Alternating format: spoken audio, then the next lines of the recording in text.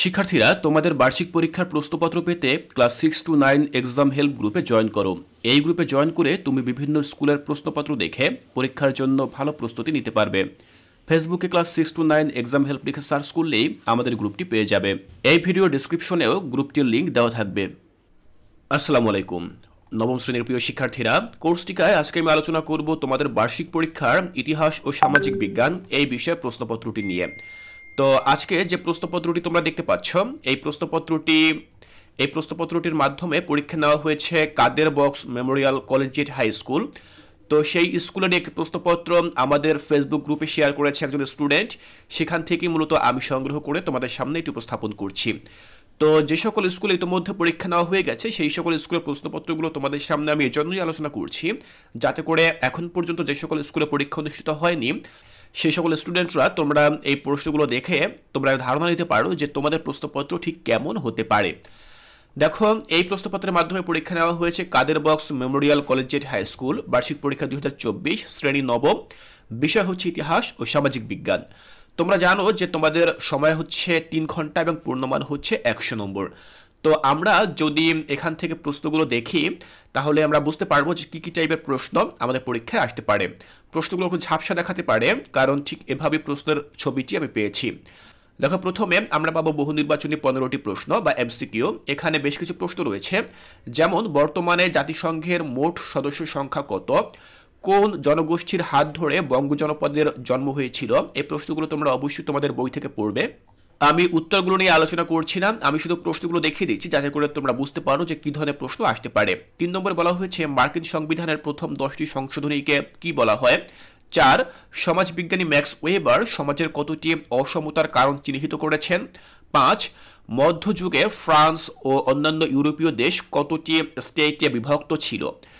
এরপরে দেখো, এখানে একটি উদ্দীপক ভিত্তিক প্রশ্ন করা হয়েছে এবং সেই উদ্দীপকের আলোকে 6 নম্বরে আবার প্রশ্ন করা হয়েছে যে প্রেক্ষাপটটি কোন যুদ্ধকে নির্দেশ করেছে। ঠিক এরকম তোমাদেরকে উদ্দীপক বা দৃশ্যপট দেওয়া হতে পারে, তার আলোকে কিন্তু প্রশ্ন করা হতে পারে।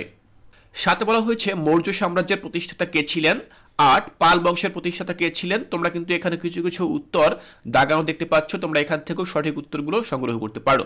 9, মেঘনা নদীর তীরে কোন জনপদ গড়ে ওঠে।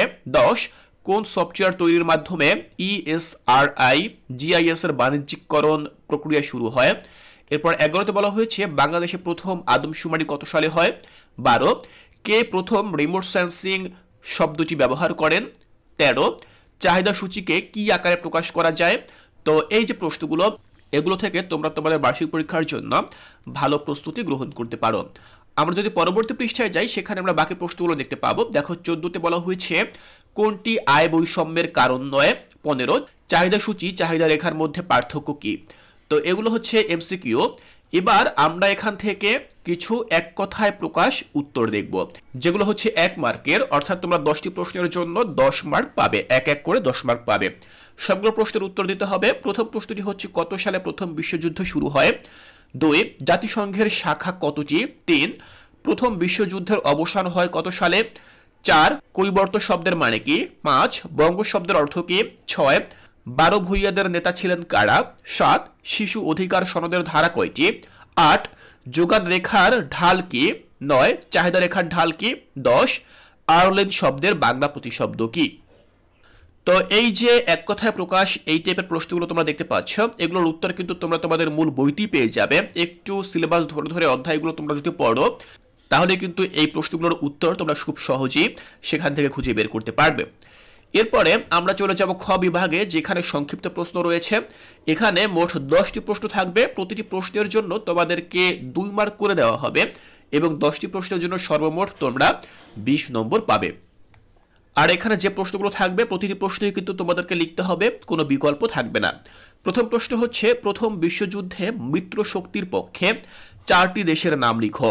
2, ইউনিসেফ কি নিয়ে বা লক্ষ্যে কাজ করে। 3, রার কি। 4, ইলিয়াস শাহী বংশের 2জন উল্লেখযোগ্য শাসকের নাম লিখো। 5, সিরো কি। 6, নাগরিকের 5টি মৌলিক অধিকারের নাম লিখো। 7, সামাজিক শ্রেণী কি। 8, জনসংখ্যা কাকে বলে। 9, ভূমির ব্যবহার কাকে বলে। 10, যোগান কাকে বলে। এই প্রশ্নগুলোর উত্তর তোমরা তোমাদের মূল বইটি পেয়ে যাবে। এবার আমরা চলে যাব পরবর্তী অংশ, যেটি হচ্ছে রচনামূলক দৃশ্যপটবিহীন। এখানে তোমরা 5টি প্রশ্ন দেখতে পাচ্ছ। 5টি প্রশ্নের মধ্য থেকে তোমাদেরকে যে কোনো 3টি প্রশ্নের উত্তর দিতে হবে এবং প্রতিটি প্রশ্নের জন্য তোমরা 5 মার্ক করে পাবে। সেক্ষেত্রে তোমরা 3টি প্রশ্নের জন্য সর্বমোট 15 নম্বর পাবে। তো এখানে দেখতে পাচ্ছ তোমাদের কিন্তু বিকল্প রয়েছে, অর্থাৎ 5টির মধ্যে 5টি লিখতে হবে না, যে কোনো 3টি লিখলেই হবে। তো এগুলো দৃশ্যপটবিহীন প্রশ্ন। 1 নম্বর জানতে চাওয়া হয়েছে জাতিসংঘ গঠিত হয় কেন। 2 জেলা পরিষদের 5টি প্রধান কাজ লিখো। 3 বঙ্গ জনপদের বর্ণনা দাও। 4 দাস প্রথা সম্পর্কে সংক্ষেপে আলোচনা করো।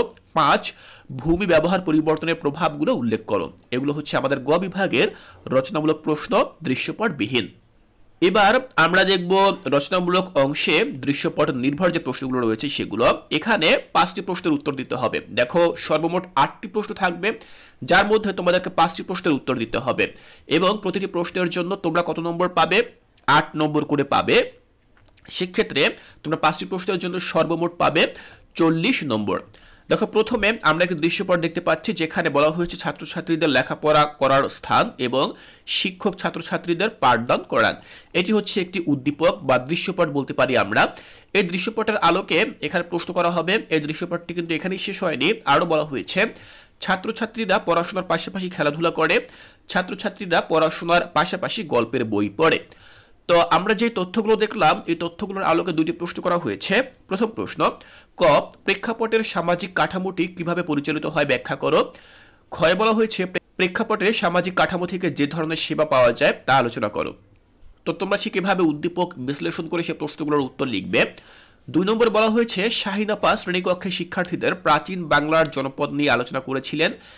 শিক্ষার্থীদের উদ্দেশ্যে তিনি বলেন, বাংলা অঞ্চলে এক ধরনের জনপদ গড়ে উঠেছিল শুরুতে বসবাসরত জনগোষ্ঠী থেকেই।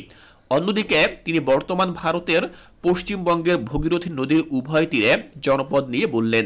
আলোচনাকালে তিনি আরও বলেন, বাংলার মেঘনা নদীর পূর্ব তীরে বাংলার দক্ষিণ পূর্বাংশের জনপদের কথা। তো আমরা এখান থেকে একটি উদ্দীপক পড়লাম। কয়ে জানতে চাওয়া হয়েছে উদ্দীপকের আলোকে যে প্রেক্ষাপটে কোন জনপদটি শুধু বসবাসরত জনগোষ্ঠীকে কেন্দ্র করে গড়ে উঠেছে বুঝিয়ে লিখো। খ প্রেক্ষাপটে ভাগীরথী নদীর তীরবর্তী ও মেঘনা নদীর তীরবর্তী জনপদ দুটির মধ্যে কোনটি জ্ঞান ও সংস্কৃতির চর্চার প্রধান কেন্দ্র, তুলনামূলক বিশ্লেষণ করো। তো এভাবেই মূলত এক একটি উদ্দীপকের আলোকে প্রশ্নগুলো করা হয়ে থাকে। তোমরা এখান থেকে যে উদ্দীপকগুলো রয়েছে সেই উদ্দীপকগুলো দেখলে বুঝতে পারবে যে ঠিক কী ধরনের প্রশ্ন তোমাদের বার্ষিক পরীক্ষায় হতে যাচ্ছে। শিক্ষার্থীরা সবগুলো প্রশ্ন নিয়ে আমি আলোচনা করছি না, সবগুলো প্রশ্ন তোমাদেরকে পড়িয়ে দিচ্ছি না। তোমরা এখান থেকে স্ক্রিনশট রেখে দিতে পারো অথবা চাইলে খাতায় লিখে দিতে পারো। এতে করে কিন্তু তোমরা যখন বাসায় বসে প্র্যাকটিস করবে তোমাদের জন্য বুঝতে অনেক সুবিধা হবে। শিক্ষার্থীরা, আজকের এই ক্লাসে আমি তোমাদের সাথে আলোচনা করলাম বার্ষিক পরীক্ষার একটি প্রশ্ন নিয়ে, ইতিহাস ও সামাজিক বিজ্ঞান, যে পরীক্ষাটি অনুষ্ঠিত হয়েছে Kader Bux Memorial Collegiate High School. তোমরা যারা এই স্কুলে পরীক্ষা দিয়েছো তোমরা এই ভিডিওর নিচে কমেন্ট করে জানাতে পারো যে তোমাদের এই পরীক্ষাটি কেমন হয়েছে। শিক্ষার্থীরা, এর পাশাপাশি তোমরা যারা এখনো পরীক্ষায় বসোনি, তোমরা যদি এরকম আরও বিভিন্ন স্কুলের প্রশ্নপত্র পেতে চাও, সেক্ষেত্রে আমাদের যে ফেসবুক গ্রুপটি রয়েছে, যেটির নাম হচ্ছে class 6 to 9 exam help group, তোমরা কিন্তু সেই গ্রুপে জয়েন হতে পারো।